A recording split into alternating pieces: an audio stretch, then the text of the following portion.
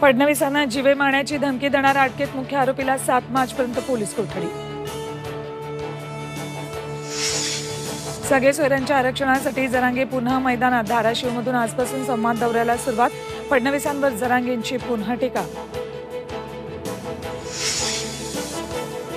शिक्षक आमदार कपिल पाटील जेडीयूला देणार सोडचिठ्ठी. उद्धव ठाकरेंच्या उपस्थितीत आज नव्या पक्षाची घोषणा करणार.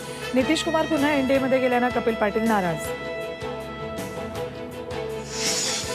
निवडणुकीपूर्वीच अमरावतीत अडसूळ विरुद्ध राणा संघर्ष. एक वेळ राजकारण सोडून देईल पण राणांच्या प्रचाराला जाणार नाही, अडसूळांची भूमिका. तर अडसूळ आमचा प्रचार करतील, राणांचा दावा. पुढच्या आठवड्यात सरकारी कर्मचाऱ्यांची पगारवाढ होण्याची शक्यता. 5 दिवसांच्या आठवड्याची मागणी विचाराधीन असल्याची सूत्रांची माहिती. चीनहून पाकिस्तानला जाणाऱ्या जहाजाला भारतीय सुरक्षा दलानं अडवलं. जहाजातील साहित्याचा उपयोग पाकिस्तान क्षेपणास्त्र बनवण्यासाठी करेल असा संशय.